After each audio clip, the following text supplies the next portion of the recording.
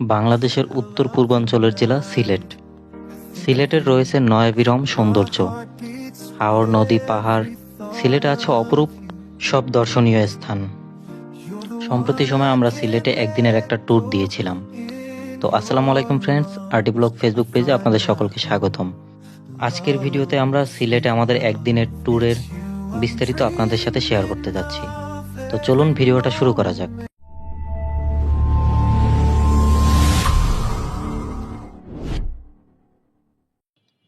আমরা আমাদের যাত্রাটা শুরু করেছিলাম সায়দাবাদ থেকে। আপনারা চাইলে ট্রেনেও যেতে পারেন, তাতে করে আপনাদের খরচটা অনেকটা কমে আসবে। বাসে আমাদের জনপ্রতি ভাড়া ছিল 500 টাকা করে। আমরা মোট 5 জন গিয়েছিলাম। আমাদের বাসের টাইম ছিল রাত 12টায়, কিন্তু বাস আসতে আসতে রাত প্রায় 2টা বেজে যায়, প্রায় 2 ঘন্টা লেট। তো যার কারণে আমরা সকালে পৌঁছতেও আমাদের অনেকটাই দেরি হয়ে যায়।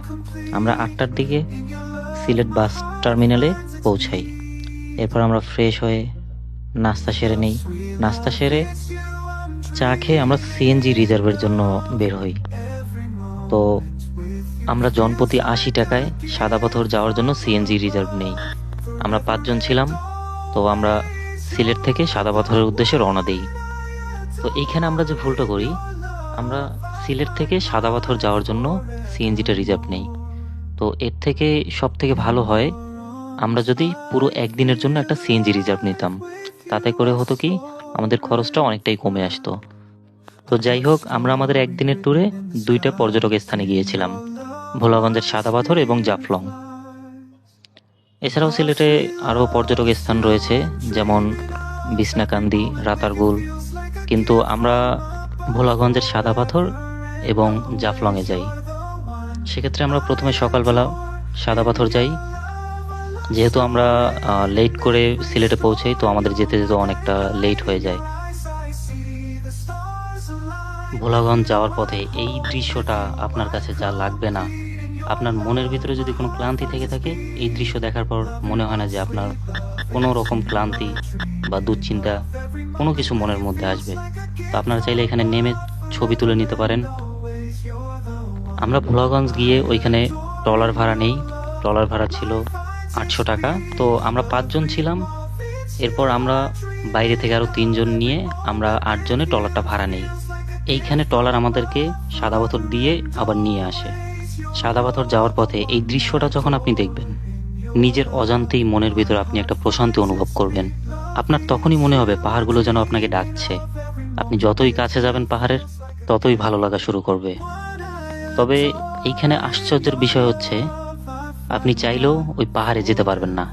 কারণ যেখান থেকে পাহাড় শুরু, ওইখানেই আমাদের শেষ সীমানা, মানে বাংলাদেশ এবং ইন্ডিয়ার বর্ডার। পাহাড়কে এত কাছ থেকে দেখে আপনার মনে চাইবে পাহাড়ে চড়তে, পাহাড়কে ছুঁয়ে দেখতে, কিন্তু আফসোস করা ছাড়া আমাদের আর কিছুই করার নেই।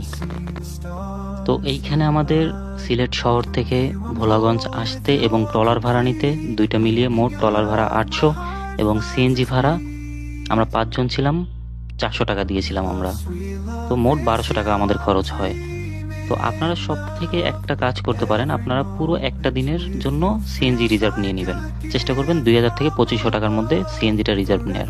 অথবা আপনি যদি আপনার বাজেটটাকে আরও কমাতে চান, তাহলে সেক্ষেত্রে আপনি সিলেট শহর থেকে ভোলাগঞ্জের উদ্দেশ্যে বাস ছেড়ে যায় আপনি চাইলে বাসেও যেতে পারেন।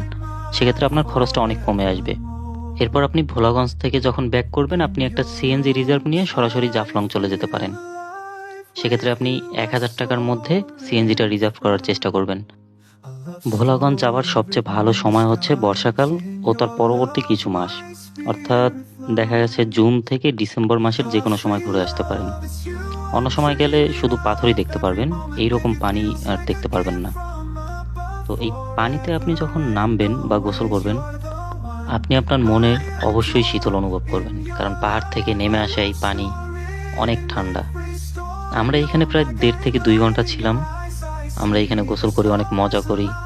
তো এরপর আমরা এখান থেকে রেডি হয়ে জাফলংয়ের উদ্দেশ্যে রওনা দিই। তো এইখানে আসলে আপনারা লকার পেয়ে যাবেন।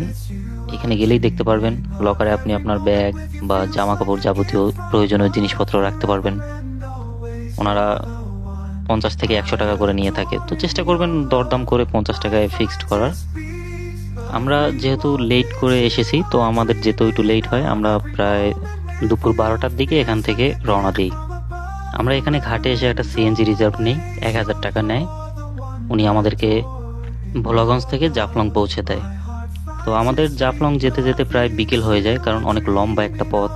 জাফলং যাওয়ার পথও এরকম আঁকাবাঁকা পথ এবং আশেপাশের চা বাগান এবং প্রাকৃতিক দৃশ্য আপনাকে অবশ্যই মনের মধ্যে এক অন্যরকম প্রশান্তি দিবে।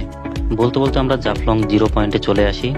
তো যেহেতু ভোলাগঞ্জ থেকে জাফলং লম্বা একটা জার্নি, তো আস্তে আস্তে আমাদের প্রায় বিকেল হয়ে যায়।